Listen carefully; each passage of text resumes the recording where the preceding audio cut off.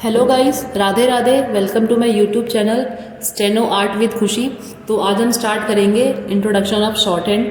ठीक है, short hand हो या स्टेनो हो, दोनों एक ही बात है। इंग्लिश में हम इसे बोलते हैं स्टेनो या फिर शॉर्ट हैंड, और इसी को हम हिंदी में क्या बोलते हैं, आशुलिपि। ठीक है, स्टेनो जो है आपकी दो तरीके की होती है, एक होती है आपकी इंग्लिश शॉर्ट हैंड, एक होती है आपकी हिंदी शॉर्ट हैंड। तो यहाँ पे हम जो है इंग्लिश शॉर्ट हैंड की बात कर रहे हैं, इंग्लिश शॉर्ट हैंड सीखेंगे हम लोग। इंग्लिश में इसको हम स्टेनो या शॉर्ट हैंड बोलते हैं, और सेम को इसको क्या बोलते हैं, हम आशुलिपि। ठीक है, अगर हम बात करें इसकी डेफिनेशन की, जो हमारी स्टेनो है या फिर शॉर्ट हैंड है वो होती क्या है। देखिए, अगर कोई भी मैटर बहुत स्पीड में बोला जा रहा है, मतलब कि तेज स्पीड में बोले गए मैटर को हम किस तरीके से शॉर्ट वे में कन्वर्ट करके सेम टाइम में लिख सकते हैं, एक कोडिंग लैंग्वेज के थ्रू। ठीक है, कोडिंग लैंग्वेज में हमें लिखना है, मतलब कि हमें शॉर्ट करके लिखना है उसको इस तरीके से कि जिस स्पीड से वो मैटर बोला जा रहा है, हमें सेम स्पीड में उसी के साथ साथ उस मैटर को हम किस तरीके से लिखते हैं कोडिंग लैंग्वेज में, वो होता है हमारा स्टेनो। ताकि जो हमारा टाइम है वो सेव हो सके, और जो हमारा मैटर है वो हम साथ साथ ही उसको लिख सके अपनी आउटलाइन को शॉर्ट करते हुए। ठीक है, एक कोडिंग लैंग्वेज के तरीके से हमें उसको लिखना है, तो वो होता है हमारा स्टेनो।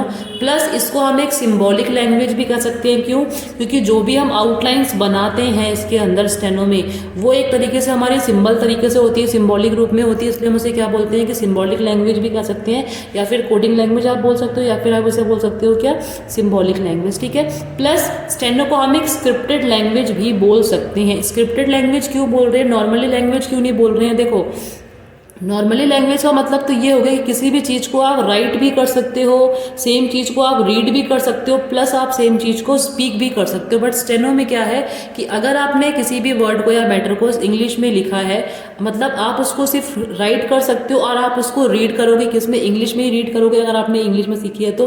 प्लस उसको आप स्पीक तो नहीं कर सकते हो। क्यों? क्योंकि अगर आप स्पीक करोगे तो आप उसे ऑलरेडी इंग्लिश या हिंदी में स्पीक करोगे, जो कि हमारे ऑलरेडी लैंग्वेजेस हैं। तो कहने का मतलब स्टेनो को हम सिर्फ लिख सकते हैं और सिर्फ रीड कर सकते हैं, इसलिए हमारी ये क्या होती है, स्क्रिप्टेड लैंग्वेज, जो सिर्फ लिखने और पढ़ने के काम में ही आती है। जो बनती कैसे, आपकी कोडिंग के तरीके से बनती है या फिर सिंबॉलिक तरीके से बनती है। ठीक है, तो सिंपल से डेफिनेशन की बात क्या करें अगर हम, तो क्या होगी कि किसी भी तेज स्पीड में बोले गए मैटर को हम किस तरीके से शॉर्ट वे में कन्वर्ट करके कोडिंग लैंग्वेज के रूप में लिखते हैं, ताकि जो हमारा टाइम है वो सेव हो सके और जो हमारी आउटलाइन है वो शॉर्ट हो सके, उसे हम क्या बोलते हैं, हमारा शॉर्ट हैंड या फिर स्टेनो बोलते हैं। ठीक है, अब अगर हम स्पीड की बात करें कि इसमें हमारी स्पीड कितनी चाहिए होती है, तो स्टेनो के अंदर अलग अलग डिपार्टमेंट में आपकी अलग अलग स्पीड होती है, बट मिनिमम अगर हम स्पीड की बात करें तो 80 की स्पीड मांगी जाती है। यहाँ पर हम बात कर रहे हैं एसएससी ग्रेड सी और ग्रेड डी की। ठीक है, एसएससी के अंदर जो ग्रेड सी है उसमें आपकी मिनिमम 100 की स्पीड मांगी जाती है, 100 वर्ड पर मिनट की। आपको एक मिनट में कम से कम 100 वर्ड लिखने होंगे, और जब आप उसको ट्रांसक्राइब करोगे उसके लिए आपको 40 मिनट्स दिए जाते हैं। ठीक है, और अगर एसएससी में ही अगर हम ग्रुप डी की बात करते हैं, तो ग्रुप डी में आपकी जो मिनिमम स्पीड होती है वो 80 वर्ड पर मिनट होती है, कि आपको एक मिनट में कम से कम 80 वर्ड लिखने हैं। प्लस जो अभी आपने लिखा है आपको उसके ट्रांसक्रिप्शन के लिए 50 मिनट्स दिए जाते हैं। ठीक है, अगर कोई भी डिसेबल्ड पर्सन है जो कि एग्जाम देता है, तो उसके लिए जो ये टाइम है वो थोड़ा सा बढ़ जाता है। उसके लिए डिसेबल्ड पर्सन के लिए ग्रुप सी के लिए आपके 20 मिनट्स एक्स्ट्रा हो जाते हैं दोनों के अंदर।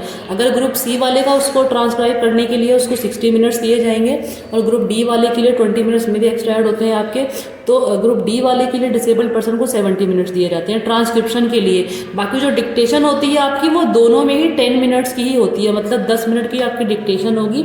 अगर आपकी ग्रुप सी की हो तो आपको 1000 वर्ड्स बोले जाते हैं, ग्रुप सी की होगी तो आपको 800 वर्ड्स बोले जाते हैं। ठीक है, और ट्रांसक्रिप्शन के लिए आपको इसमें ग्रुप सी में 40 मिनट्स दिए जाएंगे, ग्रुप डी में जो है आपके 50 मिनट्स दिए जाएंगे। अब यहाँ पे बात करें हम कि ट्रांसक्रिप्शन का क्या मतलब है, ट्रांसक्रिप्शन क्या होती है। ट्रांसक्रिप्शन का मतलब है कि वो टाइपिंग की बात कर रहे हैं।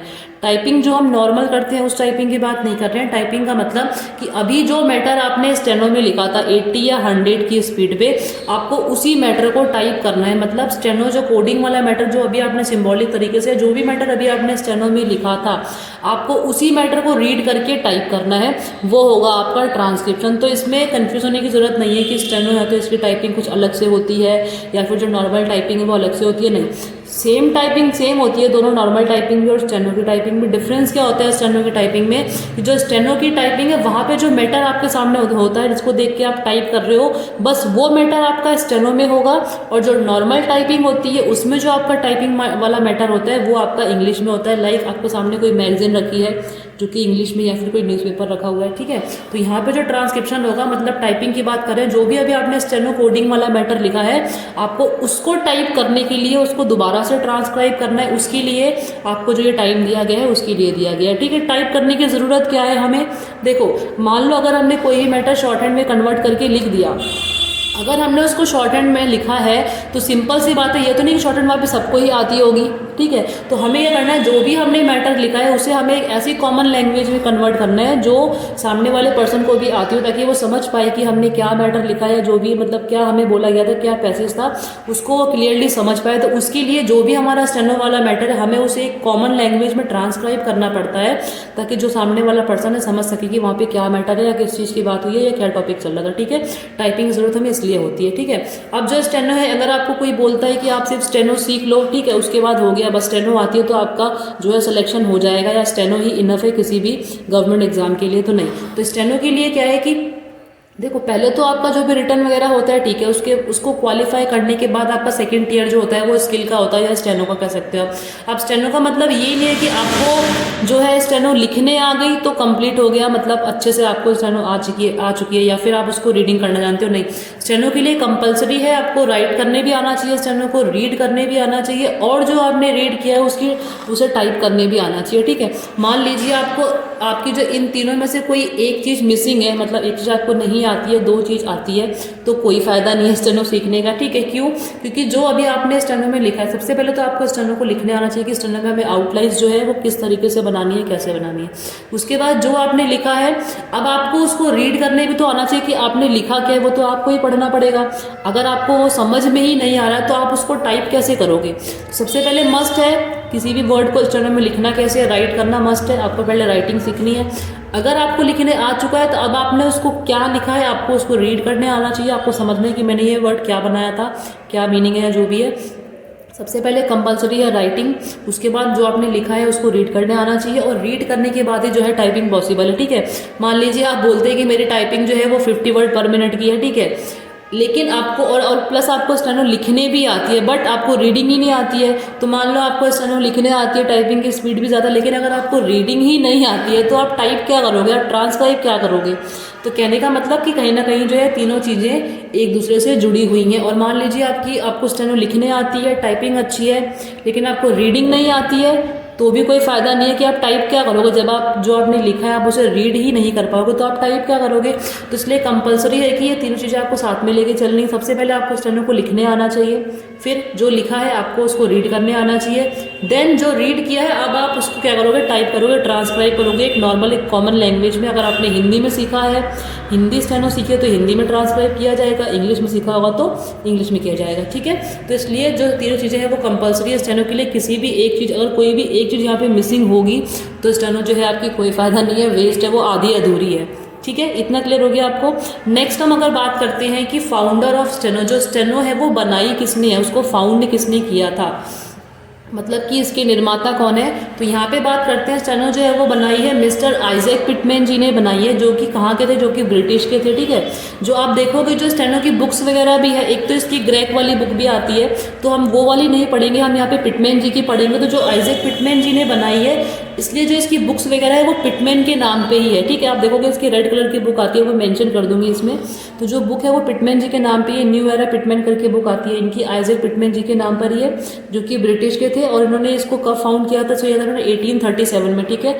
1837 में जो है उन्होंने स्टेनो को जो है फाउंड किया था, ठीक है।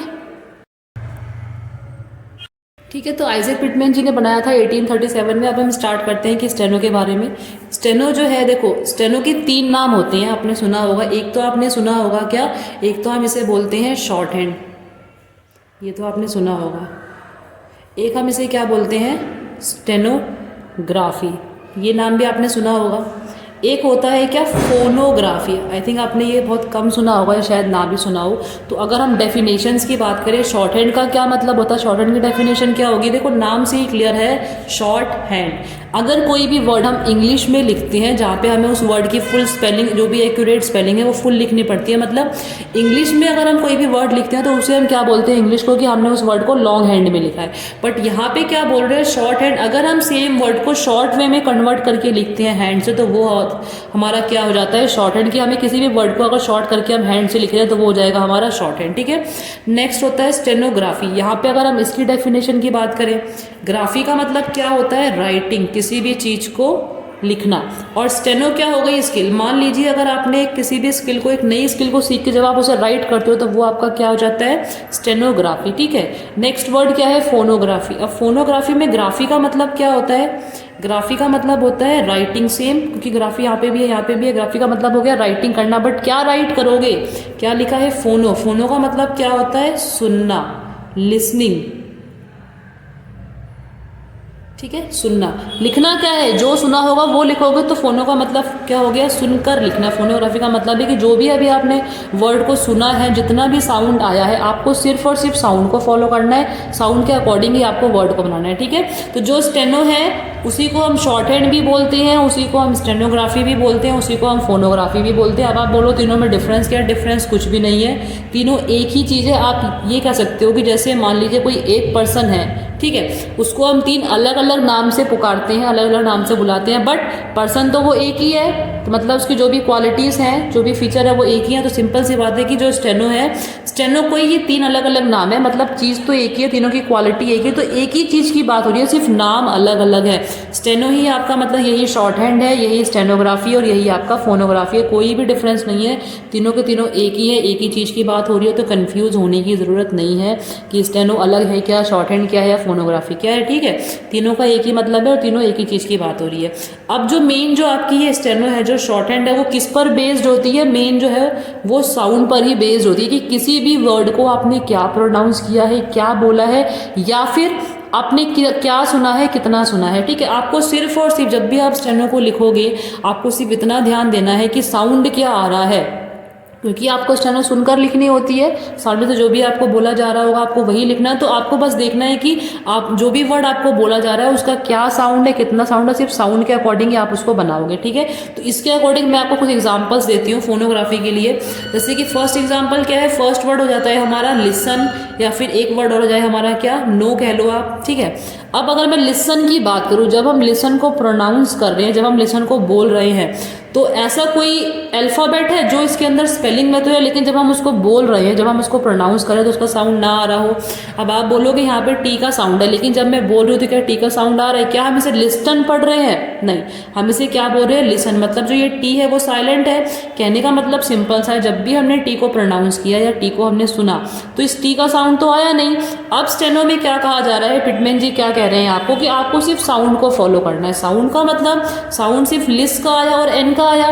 तो अगर आप शॉर्ट हैंड में जिस भी वे में बनाओगे वो बात की बात है, लेकिन आप क्या बनाओगे, आप सिर्फ एल एस बनाओगे और एन बनाओगे, क्या आप इस टी को बनाओगे, नहीं। क्यों, क्योंकि साउंड तो है ही नहीं। तो आपको सिर्फ अगर साउंड को फॉलो करके बनाना है और साउंड यहाँ पे नहीं है, तो सिंपल सी बात है, हमें स्टेनो के अंदर कभी भी स्पेलिंग देखने की जरूरत नहीं है कि स्पेलिंग में टी है, पी है, एम है, आर है, चाहे कोई भी अल्फ़ाबेट है किसी भी वर्ड के अंदर, आपको सिर्फ और सिर्फ साउंड को फॉलो करना है। अगर साउंड में वो अल्फ़ाबेट आ रहा है तो आप उसकी आउटलाइन बनाओगे, अगर साउंड में अल्फ़ाबेट नहीं आ रहा है या साइलेंट है कोई भी अल्फ़ाबेट तो आप उसको नहीं बनाओगे, अगर वायलेंट होगा तो ही बनाओगे, ठीक है। तो अगर अल्फ़ाबेट का साउंड नहीं है, जो टी है वो साइलेंट है, तो जब भी आप उसको स्टेनो में आउटलाइन बनाओगे, आगे जाके जिस भी वे में बनेगा वो बात की बात है, जो भी इसकी आउटलाइन होगी, लेकिन वहाँ पे आपको इस टी का यूज़ नहीं करना है, ठीक है। ये तो हो गई शॉर्ट हैंड की बात, कि शॉर्ट हैंड में आपने साउंड के अकॉर्डिंग सिर्फ बना दिया और टी को आप नहीं बनाओगे, ठीक है। उसके बाद अब आप इसको ट्रांसक्राइब करोगे। जब आप इसको ट्रांसक्राइब करते हो तो ट्रांसक्रिप्शन के टाइम पे आपको वहाँ पे जो भी इसकी स्पेलिंग है आपको इसकी फुल स्पेलिंग का ध्यान देना है, चाहे आपका कोई भी अल्फ़ाबेट साइलेंट था या नहीं था। जब आप इसको ट्रांसक्राइब करोगे तो ट्रांसक्रिप्शन के टाइम पे जो भी एक्यूरेट स्पेलिंग है, एल है, आई है, एस है, टी है, ई है, एन है, चाहे साउंड था या नहीं था, ट्रांसक्रिप्शन के टाइम पे जो भी आपकी एक्यूरेट स्पेलिंग है वो आपको फुल टाइप करनी है, क्योंकि स्पेलिंग थोड़ी चेंज हो जाएगी, आपकी मीनिंग थोड़ी चेंज हो जाएगा उसका। आपको सिर्फ साउंड के अकॉर्डिंग आपने स्टेनो में तो आउटलाइन बना दी। अब ट्रांसक्रिप्शन के टाइम पे जो भी एक्यूरेट स्पेलिंग है वो आप फुल नॉर्मल टाइप करोगे, उसमें कोई भी चेंजेस नहीं करने हैं, ठीक है। नेक्स्ट वर्ड है क्या, नो वर्ड है। अगर मैं इसको प्रोनाउंस कर रही हूँ नो, लेकिन स्पेलिंग में क्या है, के भी है और डब्ल्यू भी है, क्या बोलने पे इस के और डब्ल्यू का साउंड आ रहा है? नो थोड़ी बोल रहे हैं हम, इसको नो बोल रहे हैं। नो का मतलब सिर्फ एन और ओ का साउंड आ रहा है, जिस भी वे में बनेगा ये वो बात की बात है किस तरीके से बनता है, ठीक है। तो अगर एन ओ का साउंड आ रहा है, मैंने एन ओ बना दिया स्टेनो में, लेकिन अब मान लो बहुत से ऐसे वर्ड होते हैं जिनकी स्पेलिंग अलग है, मीनिंग भी अलग है, बट सम टाइम क्या होता है उनके साउंड सेम होते हैं। अब अगर साउंड सेम है तो आप कंफ्यूज हो गए कि यहाँ पे जो है, जो हमने आउटलाइन बनाई है वो हमने किस वर्ड के लिए बनाई है। मान लो यहाँ पे नो है, यही मेरा दूसरा वाला नो होता, मतलब ये तो हो गया हमारा नहीं वाला नो, ये है हमारा जानने वाला नो। लेकिन अभी हमें पता है क्योंकि ये इंग्लिश में लिखा है तो हमें पता है कि ये जानने वाला मीनिंग है और ये इसका मीनिंग है नहीं वाला। लेकिन अगर हम इसे स्टेनो में बनाते हैं तो स्टेनो में हम सिर्फ साउंड को फॉलो करते हुए बना रहे हैं, मतलब इसको भी नो पढ़ोगे ये भी ऐसे बनेगा, इसको भी नो पढ़ोगे ये भी ऐसे बनेगा, मतलब जो दोनों की आउटलाइन है वो तो स्टेनो में सेम बनेगी। तो फिर आप डिफ्रेंशिएट कैसे करोगे? हमें क्या पता कि वहाँ पे जो स्टेनो में वो किस नो की बात कर रहे हैं, कुछ जानने के लिए बोला था या नहीं बोला था। तो अगर साउंड सेम है, चाहे मीनिंग अलग है स्पेलिंग अलग है, साउंड सेम है तो शॉर्ट हैंड के अंदर आउटलाइन हमेशा ही सेम बनेगी। लेकिन जब आप उसे ट्रांसक्राइब करते हो, जब आप उसे ट्रांसक्राइब करोगे तो टाइपिंग के टाइम पे आपको ये देखना है सेंटेंस के अकॉर्डिंग, जो भी आपका सेंटेंस चल रहा था कि वहाँ पे सेंटेंस के अकॉर्डिंग किस सेंटेंस, मतलब किस वर्ड के अकॉर्डिंग सेंस बन रहा है, क्या मीनिंग बन रहा है किसके अकॉर्डिंग, जिस भी वर्ड के अकॉर्डिंग सेंस बनेगा आपको उसके अकॉर्डिंग वही स्पेलिंग टाइप करनी है। अगर वहाँ पे कुछ जानने का सेंस बन रहा था तो जब आप ट्रांसक्राइब करोगे आप ये वाली स्पेलिंग टाइप करोगे नो वाली। अगर मीनिंग था कुछ नहीं की बात हो रही थी तो वहाँ पे आप टाइप करोगे ये वाली स्पेलिंग। जब भी आप ट्रांसक्रिप्शन करते हो तो आप सेंस के अकॉर्डिंग करते हो कि किसके अकॉर्डिंग क्या मीनिंग बन रहा है, ठीक है। लेकिन स्टेनो में आपको सिर्फ और सिर्फ साउंड को फॉलो करते हुए बनाना है, साउंड के अकॉर्डिंग बनाना है, चाहे स्पेलिंग में जो मर्जी है, ठीक है। मीनिंग से कोई फर्क नहीं है, वो बात की बात है। लेकिन साउंड को अगर आप फॉलो करते हो तो आपकी आउटलाइन हमेशा सेम रहेगी। डिफरेंस क्या है कि कौन से वर्ड की कौन से मीनिंग के अकॉर्डिंग बात हो रही है, वो आपको ट्रांसक्रिप्शन के टाइम पे सेंटेंस जो भी आपका चल रहा है आपको उसके अकॉर्डिंग सेंस देखने की क्या सेंस बन रही है उसके अकॉर्डिंग आप बनाओगे, ठीक है। ठीक है, तो आपको ध्यान रखना है, आपको सिर्फ जब भी आप स्टेनो लिखोगे आपको स्टेनो में बस एक चीज़ ध्यान रखनी है, आपको सिर्फ और सिर्फ साउंड को फॉलो करना है, सिर्फ साउंड को सुनना है। आप किसी भी वर्ड को जितना प्रोनाउंस कर रहे हो या आप जो सुन रहे हो उसकी आउटलाइन आपको सिर्फ साउंड के अकॉर्डिंग बनानी है, अपना दिमाग लगाने की जरूरत नहीं है एक्स्ट्रा, या ये नहीं कि वर्ड में ये अल्फ़ाबेट है वो अल्फ़ाबेट है, कोई मतलब नहीं। आप सिर्फ साउंड को फॉलो करो और उसके अकॉर्डिंग बनाते जाओ, ठीक है। नेक्स्ट हम बात करते हैं अल्फ़ाबेट्स की, कि जो शॉर्ट हैंड है जो स्टेनो है उसमें आपके अल्फ़ाबेट्स कितने होते हैं। अब देखो, जो आपने बचपन में A to Z पढ़ा था, ABCD जो पढ़ी है वहाँ पे आपने पढ़ा टोटल जो है हमारे 26 अल्फ़ाबेट होते हैं, ठीक है। अगर मैं इसमें कॉन्सोनेंट की बात करूँ कितने होते थे हमारे 21, वॉवल्स जो होते थे हमारे 5। ये तो हो गए जो हमने अब तक पढ़ा था, ठीक है। यहाँ पे अल्फ़ाबेट्स की बात कर रहे हैं तो स्टेनो के अंदर जो अल्फ़ाबेट्स होते हैं वो हमारे कितने होते हैं 24। प्लस ध्यान रखना जो 24 होते हैं उन्हें हम क्या कहते हैं, कॉन्सोनेंट। ये ध्यान रखना जो 24 है वो कॉन्सोनेंट है, मतलब जो यहाँ पे 26 थे इसमें कॉन्सोनेंट प्लस वॉवल मिक्स थे। प्लस अगर सिर्फ कॉन्सोनेंट की बात करूँ तो जो अब तक हमने पढ़े हैं वो 21 थे, ठीक है।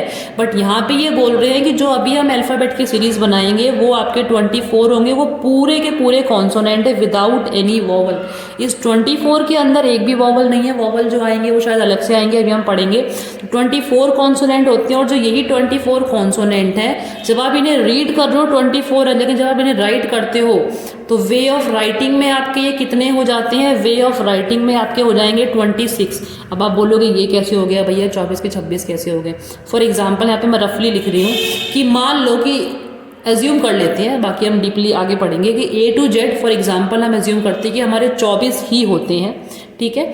अब 24 को मैंने सिंगल सिंगल वे में जैसे भी बनता है बना दिया, ठीक है।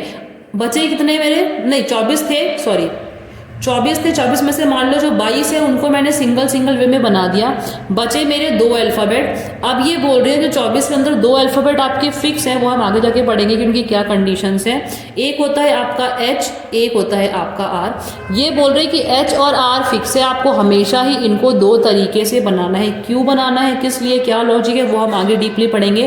बस आपको ध्यान रखना है कि H जो है इसकी 2 फॉर्म होती है, एक होती है अपवर्ड फॉर्म, एक होती है डाउनवर्ड फॉर्म। सेम R है, R एक अपवर्ड होता है, एक होता है डाउनवर्ड। क्यों किस लिए वो हम आगे डीपली पढ़ेंगे। अब अगर हम ध्यान से नोटिस करें जो अभी हमने 22 जो कॉन्सोनेंट है या अल्फ़ाबेट है उनको हमने सिंगल वे में बना दिया है, प्लस जो 2 है उनको हमने दो तरीके से बनाया। अगर हम रीड करते हैं तो 22, 23 और 24, मतलब 22 वो थे, एक एच और आर मिला के हो गए 26 रीडिंग के टाइम पे। बट अगर हम अपनी राइटिंग को देखें कि लिखने के तरीके में मेरा एक एच एक्स्ट्रा हो गया, एक मेरा आर एक्स्ट्रा हो गया, तो ये कह रहे हैं कि सिर्फ वे ऑफ राइटिंग में 24 के अंदर दो ही कॉन्सोनेंट फिक्स हैं, सिर्फ एच और आर, और किसी की भी बात नहीं होगी, और सारे के सारे आपके सिंगल वे में ही बनेंगे। लेकिन जो एच और आर है वो दो तरीके से बनते हैं, इसलिए ये बोल रहे हैं कि वे ऑफ राइटिंग में जो है 26 हो जाते हैं। अदरवाइज नॉर्मली कितने होते हैं आपके 24 कॉन्सोनेंट ही होते हैं, और वो पूरे के पूरे कॉन्सोनेंट है विदाउट एनी वॉवल, इसका ध्यान रखिएगा। वॉवल जो होते हैं अलग से आते हैं, इसमें एक भी वॉवल नहीं है। अब हम बात करते हैं वॉवल्स की। यहाँ पे 26 में वॉवल भी थे, जो अब तक हमने ABCDEFGH पढ़ा था, ठीक है। लेकिन यहाँ पे स्टेनो के अंदर जो कॉन्सोनेंट आपके वो 24 फुल के फुल कॉन्सोनेंट है विदाउट एनी वॉवल, वही 24 सिर्फ वे ऑफ राइटिंग में 26 हो रहे हैं, अदरवाइज वो 24 ही होती हैं। अगर मैं वॉवल्स की बात करूँ, वॉवल्स कितने होते हैं, नॉर्मली जो हमने ABCD पढ़ी है वहाँ पे हमारे 5 वॉवल होते हैं, ठीक है। और स्टेनो के अंदर हमारे कितने वॉवल होते हैं, यहाँ पे होते हैं हमारे 12 वॉवल्स। कौन कौन से, अब आप बोलोगे वहाँ पे तो A, E, I, O, U वो वाले वॉवल थे हमारे ABCD में। स्टेनो में हमारे वॉवल्स कौन से होते हैं, आपने हिंदी के कुछ स्वर पढ़े होंगे, आ, ई, ए, उ, ठीक है। तो यहाँ पे जो आपके जो हिंदी के जो 12 स्वर वाले जो साउंड थे, वही 12 स्वर जो है आपके यहाँ पे वो 12 वॉवल्स को रिप्रेजेंट करते। तो ध्यान रखना कि जो टोटल देखा जाए इनको मिला के तो ये आपके 38 हो जाती हैं, ठीक है, या आप 36 कह सकते हो। लेकिन ध्यान रखना कि इसमें 24 के 24 कॉन्सोनेंट है, 12 वॉवल इस कॉन्सोनेंट के अलावा है, इनके अलग से हैं, इसमें मिक्स करके नहीं है। 24 पूरे कॉन्सोनेंट होंगे, जो आपके 12 है वो वॉवल्स होंगे, ठीक है। ठीक है, नेक्स्ट हम बात करते हैं स्ट्रोक्स की। अब आप बताइए स्ट्रोक्स क्या होता है। देखिए स्ट्रोक्स क्या होता है, मान लो मैंने कुछ टेढ़े मेढ़े सिंबल जैसे कुछ लाइनें बना दी है, कुछ अपवर्ड है, कुछ डाउनवर्ड है, कुछ स्ट्रेट है, ठीक है, कुछ कर्व में भी दिख रही होगी आपको इस तरीके से, टेढ़े मेढ़े सिंबल जैसे कुछ लग रहे हैं, ठीक है। अब ये इनकी लाइन का क्या मतलब है, जितने भी लाइन्स है, तो ये क्या है कि ये कहना चाहते हैं कि जो भी हमारी ये टेढ़ी मेढ़ी लाइन्स है, जो भी ये सिंबल वाले जो सिंबल्स बने हुए हैं, इनका काम क्या है, जितने भी हमारे अल्फ़ाबेट हैं जो हम अभी पढ़ेंगे 24 जो हम कॉन्सोनेंट पढ़ेंगे, ये सारी लाइन्स ही उनको रिप्रेजेंट करेंगी, ठीक है। तो इनको हम क्या बोलते हैं, स्ट्रोक्स। मतलब ऐसी टेढ़ी मेढ़ी लाइंस या ऐसे सिंबल्स जो हमारे अल्फ़ाबेट्स को रिप्रेजेंट करते हैं, उन्हें हम क्या कहते हैं, स्ट्रोक्स। तो आपको ध्यान रखना है चीज़ें चेंज नहीं हुई हैं, बस उनके नाम चेंज हो गए हैं, ठीक है। जिनको हम वहाँ पे अल्फ़ाबेट बोल रहे थे ABCD के, वही अल्फ़ाबेट का नाम चेंज करके ये क्या बोल रहे हैं कि आप उन्हें अल्फ़ाबेट ना बोल के क्या बोलोगे, स्ट्रोक्स, या फिर आप उन्हें कॉन्सोनेंट भी कह सकते हो कि ये P का कॉन्सोनेंट है, A है, B है, C है। उसको अल्फ़ाबेट ना बोल के आप सिर्फ नाम चेंज करोगे, चीज़ें सेम है, कोई भी डिफरेंस नहीं है, सिर्फ नाम चेंज है। और जो आप वो अल्फ़ाबेट्स या स्ट्रोक्स बनाओगे वो आप एक सिंबॉलिक तरीके से बनाओगे, ठीक है। उनको हम स्ट्रोक्स भी बोलते हैं, उनको हम कॉन्सोनेंट भी बोलते हैं। अब स्ट्रोक्स के कुछ टाइप्स होते हैं। कुछ स्ट्रोक्स जो हैं आपके वो होते हैं क्या, स्ट्रेट होते हैं, जैसे कि आप देख रहे हो कुछ मैंने यहाँ पे स्ट्रेट में बनाया, कुछ ऐसे हो गया, ऐसे हो गया, ऐसे हो गया, ऐसे हो गया, ठीक है, या फिर कुछ इस तरीके से हो गया। तो ये हो गए आपके स्ट्रेट स्ट्रोक्स। कुछ स्ट्रोक्स जो है आपके कर्व भी होते हैं, जैसे आप देख रहे हो ये मैंने कुछ कर्व में बना दिए, अपवर्ड डाउनवर्ड कैसे हैं, ठीक है, लेकिन कुछ ना कुछ इसमें कर्व आ रहा है। तो जो इस स्ट्रोक्स थे आपके टोटल, उसमें से कुछ आपके होते हैं स्ट्रेट स्ट्रोक्स, कुछ होते हैं आपके कर्व स्ट्रोक्स। अब इन स्ट्रेट और कर्व में भी कुछ टाइप्स होते हैं, इन दोनों के अंदर ही क्या, इन दोनों में ही कुछ स्ट्रोक्स तो आपके क्या होते हैं, लाइट, कुछ को आप कह सकते हो डार्क कह लो, या फिर आप इन्हें नॉर्मल भी बोल सकते हो, ठीक है।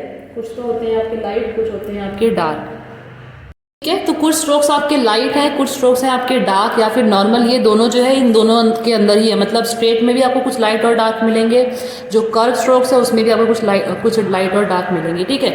अब ये यहाँ पे बोल रहा है कि लाइट, और सेकंड क्या बोला है, डार्क और नॉर्मल, ठीक है। कैसे क्यों बोला है, देखो पहली बात तो जो शॉर्ट हैंड है उसको आपको सिर्फ उसमें पेंसिल का यूज़ करना होता है, पेन का यूज़ नहीं होता है, ठीक है। जो भी आपकी आउटलाइंस वगैरह है स्टेनो में आप सिर्फ पेंसिल का यूज़ करते हो, और पेंसिल भी एक फिक्स होती है इसकी, स्टेनो अप्सरा की आती है ग्रीन कलर की। वैसे बाद में आप कोई भी यूज़ कर सकते हो, बट स्टार्टिंग में मस्ट है कि आप ये वाली यूज़ करो, थोड़ा बढ़िया रहेगा।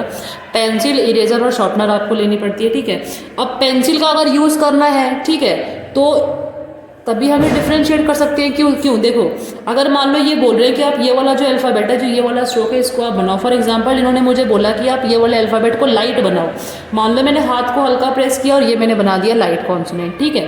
पेन से बना रही हूँ तो भी चलो ठीक है, पेंसिल से भी, बट ये इन्होंने बोला मुझे कि आप इसी को डार्क कर दो। अब डार्क करने का मतलब क्या, मैं इस पर डबलिंग कर सकती हूँ इस तरीके से।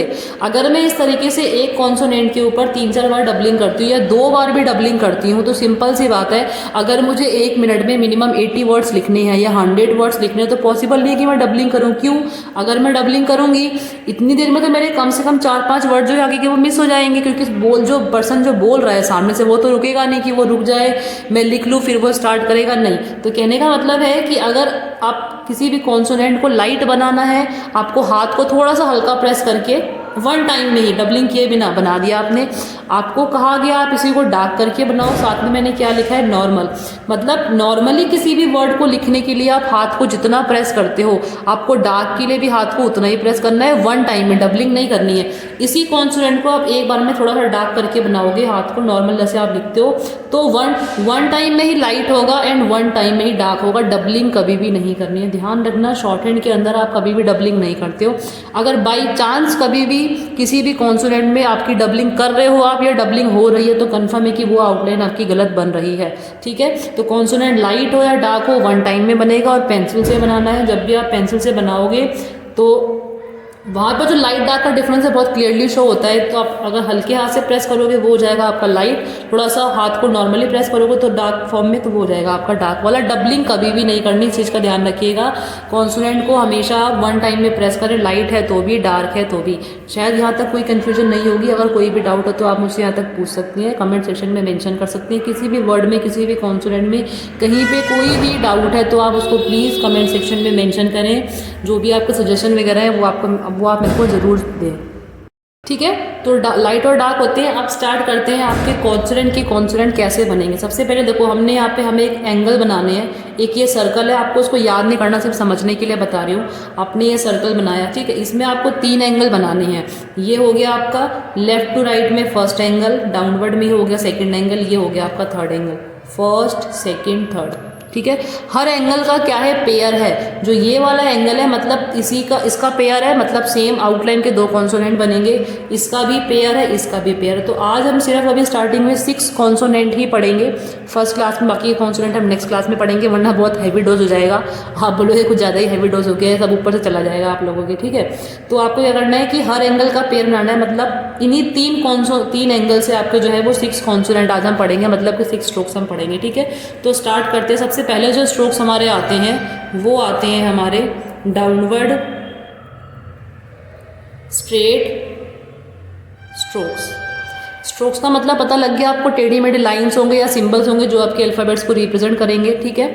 स्ट्रेट का मतलब या तो ऐसे होगा, ऐसे होगा, ऐसे होगा, ऐसे होगा, मतलब किसी भी कर्व की बात नहीं कर रहे हैं। प्लस इन्होंने क्या बोला है, डाउनवर्ड, मतलब कि जो भी आप ये कॉन्सोनेंट बनाओगे, ये तीनों एंगल बनाओगे, इनका फिक्स मोशन रहेगा क्या, डाउनवर्ड। मतलब ऊपर से नीचे की तरफ आ सकता है, नीचे से ऊपर नहीं जाना चाहिए, ऐसे नहीं जाना चाहिए, ऐसे नहीं जाना चाहिए, ठीक है।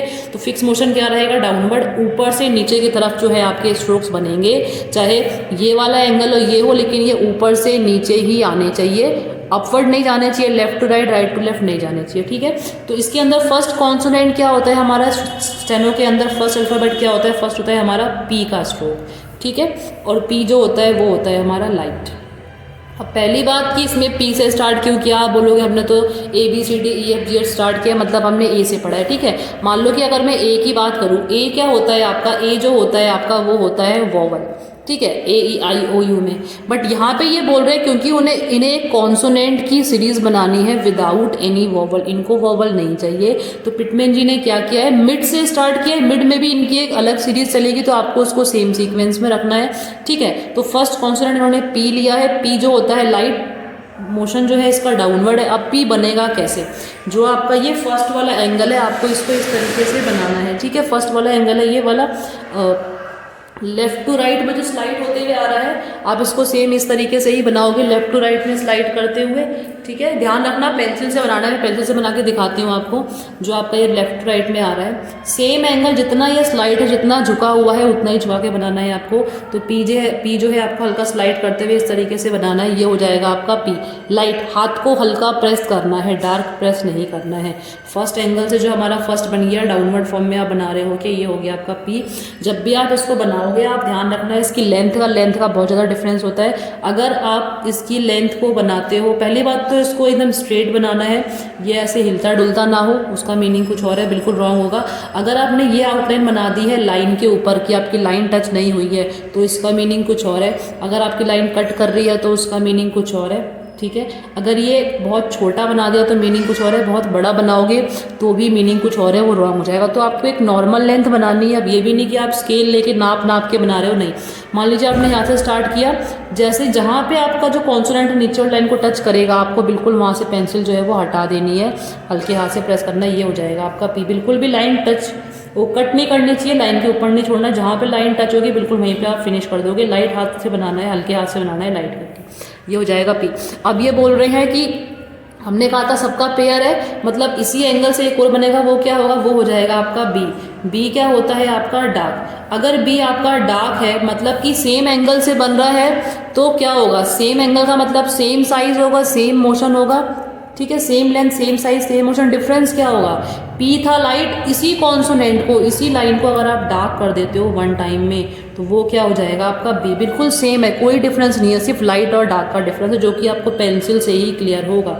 ये हो गया आपका, डार्क कर दोगे आप इसे, ये हो जाएगा आपका बी, ठीक है। यहाँ तक क्लियर हो गया होगा शायद। अगर कोई कन्फ्यूजन हो तो आप पूछ सकते हैं। सेकंड है आपका, नेक्स्ट आते हैं, देखो फर्स्ट एंगल फिनिश हो गया, नेक्स्ट आते हैं आपके सेकंड एंगल पे जो कि बिल्कुल स्ट्रेट है, 90 डिग्री के मोशन में है। आपको इस एंगल से कॉन्सोनेंट बनाना है। फर्स्ट कॉन्सोनेंट यहाँ पे क्या बनेगा, बी के बाद फर्स्ट हो जाएगा आपका टी, जो कि होता है क्या, लाइट, ठीक है। ये भी डाउनवर्ड है, अभी सारे के सारे डाउनवर्ड ही चल रहे हैं, जहाँ पे मोशन चेंज होंगे मैं वहाँ पे मेंशन कर दूंगी। तो टी है आपका लाइट। सेकंड वाला एंगल आपको पेंसिल से बिल्कुल स्ट्रेट बनाना है, कुछ इस तरीके से, ध्यान रखना ये ऐसे हिलता डुलता ना हो, लाइन के ऊपर नहीं छोड़ना है, लाइन को कट नहीं करना है, बहुत बड़ा नहीं बनाना, नॉर्मल लेंथ बनानी है। 3-4 बार आप जब बनाओगे, 3-4 लाइन में बनाओगे ना तो ऑटोमेटिक जो आपका हाथ है वो सेट हो जाएगा। तो ये हो गया आपका टी बिना डबलिंग किए। इसी को अगर आप कर देते हैं डार्क, नेक्स्ट क्या होता है इसका पेयर डी। इसी को आप डार्क करते हैं मतलब same size same motion same length same angle को अगर आप डार्क करके बनाते हो तो वो आपका क्या हो जाएगा, डी। ध्यान रखना जो भी आप लाइट डार्क करेंगे वन टाइम में करेंगे, डबलिंग नहीं करनी है। एक बार में आपको लाइट भी बनाना है, एक ही बार में आपको डार्क भी बनाना है। आई थिंक यहाँ तक क्लियर हो गया होगा। Second angle finish. नेक्स्ट है आपका थर्ड एंगल पे आते हैं। ये भी डाउनवर्ड है, राइट टू लेफ्ट में स्लाइड हो रहा है, जितना ये झुका हुआ है आपको उतना ही बनाना है। नेक्स्ट क्या होगा आपका, नेक्स्ट होता है सी और एच। अब देखो इंग्लिश के तो यहाँ पे अगर मैं नोटिस करूँ जो हमने अब तक पढ़ा है, सी और एच मतलब 2 अल्फ़ाबेट की बात हो रही है, एक सी की एक एच की। लेकिन अगर हम इसको कंबाइन करते तो क्या साउंड आएगा, च का। तो यहाँ पे बात क्या हो रही है, च की। सिंगल कॉन्सोनेंट काउंट करेंगे इसको, च। अब क्योंकि अगर हम इसको पढ़ के देखें पी बी टी डी च, तो थोड़ा ऑकवर्ड सा लग रहा है साउंड, तो सिर्फ फ्लो में इसको एक रिदम में लाने के लिए हमने क्या करा है, हम इसको क्या करेंगे, चे प्रोनाउंस करेंगे, इसको चा प्रोनाउंस नहीं करेंगे। बाकी जहाँ पे भी चा वाला साउंड है किसी भी वर्ड में, जैसे मच हो गया, कैच हो गया, फेच हो गया, टच हो गया, ईच हो गया, जहाँ पे भी चा का साउंड है आप अप्लाई इसी को करोगे। बस सिर्फ जब आप इसको यहाँ पे प्रोनाउंस करते हो पी बी टी डी, तो आप यहाँ पे इसको चा ना बोल के चे प्रोनाउंस करोगे एक फ्लो के लिए, ठीक है। ये भी आपका डाउनवर्ड ही बनेगा। जो आपका थर्ड वाला एंगल था ये राइट टू लेफ्ट में स्लाइड होता हुआ, आपको इसको इतना ही झुका के बनाना है, इतना ही स्लाइड रखना है, इस तरीके से डाउनवर्ड फॉर्म में, ध्यान रखिएगा। लाइट है, सेम एंगल है, अगर आप इसी को डार्क कर देते हैं, ठीक है, सेम एंगल है मतलब same size same motion same length, अगर आप इसको डार्क करके बनाएंगे सेकंड प्लेस पे मतलब ऑन द लाइन, लाइन को टच करते हुए वन टाइम में डार्क करना है, तो वो हो जाएगा आपका जे, ठीक है। ये क्या हो जाएगा आपका जे। तो आपके 3 पेयर खत्म हो चुके हैं। आई थिंक बहुत हैवी डोज हो गया होगा ये, तो इससे ज़्यादा बताने का फ़ायदा है नहीं। जो भी नेक्स्ट कॉन्सोनेंट है वो हम नेक्स्ट क्लास में करेंगे। फर्स्ट पेयर है आपका पी बी, नेक्स्ट है टी डी, थर्ड है जे जे, ठीक है। 6 के 6 जो कॉन्सोनेंट है ये आपके डाउनवर्ड स्ट्रेट स्ट्रोक्स ही हैं, ठीक है। आप इनकी प्रैक्टिस कैसे करोगे, सबसे पहले आप इसका स्टार्टिंग से यहाँ तक एक बार रीड करिएगा रफली। अगर आपको कोई भी डाउट कोई भी कन्फ्यूजन हो तो वो आप मुझसे पूछ सकते हैं, कमेंट सेक्शन में मेंशन कर सकते हैं। प्लस जब आप इनकी प्रैक्टिस करेंगे, देखिए अभी आप इसको पढ़ रहे हैं आपको लग रहा है कितना ईजी है, लाइन्स तो बनानी है, बहुत ईजिली बन जाएगा, मुझे तो याद भी हो चुका है। पर जब आप इनको बनाओगे ना तो स्टार्टिंग में थोड़ी सी प्रॉब्लम आएगी। क्यों, थोड़ा सा आपका हाथ कहीं ना कहीं हिल सकता है, थोड़ा सा जो आउटलाइन है ना थोड़ी सी हिलती डुलती बनेगी। तो आप क्या करना, उसके लिए आपको प्रैक्टिस चाहिए। स्टेनो में मेन और कुछ भी नहीं है, बहुत इजी है, इतनी हार्ड भी नहीं है, इतनी इजी भी नहीं है, बट फिर भी ठीक है। मेन इसके अंदर क्या है, सिर्फ और सिर्फ प्रैक्टिस। आप स्टेनो में जितनी ज़्यादा प्रैक्टिस करोगे आपको कंसेप्ट उतने ज़्यादा क्लियर होंगे और जो आपकी आउटलाइंस है उतनी अच्छी और उतनी इजीली फास्ट बन पाएंगी। ठीक है, तो आपको सबसे ज़्यादा प्रैक्टिस करनी है और कुछ भी नहीं करना। जितने भी आउटलाइंस जो भी वर्ड है बस आप प्रैक्टिस करते जाइए। ठीक है, जब आप इनकी प्रैक्टिस करोगे कैसे करोगे, देखो फर्स्ट पेयर है पीबी का। इतना करने के बाद इनकी जब आप प्रैक्टिस करते हो तो आप इनको पेयर में लिख लेना। एक कॉपी के साइड में, मान लो ये आपकी कॉपी है, कॉपी के हाफ सेंटर पे आप लिख लेना पी और बी। ठीक है, प्रैक्टिस के लिए बता रही हूँ। अब यहाँ पे भी लिख लेना डीएस, मतलब डाउनवर्ड स्ट्रेट। जब आप इसकी प्रैक्टिस करोगे एंगल जो है पेयर में बोलते जाना साथ साथ, P B, light dark, light dark, light dark, P B. तो कॉपी के हाफ पेज में आप यही बनाएंगे, ये वाली लाइन आपको छोड़नी नहीं है। फ्रंट हाफ में यही बनाते जाना, सेकंड हाफ में ऐसे ही टीडी बनाओगे और थर्ड हाफ में ऐसे ही चेजी बनाओगे। ठीक है, तो इतना आप कंप्लीट कर लीजिएगा। कोई भी डाउट होगा तो आप मेंशन कर सकते हैं कमेंट में, जो भी आपको सजेशन वगैरह है वो आप पूछ सकते हैं, बता सकते हैं। बाकी नेक्स्ट क्लास में करते हैं।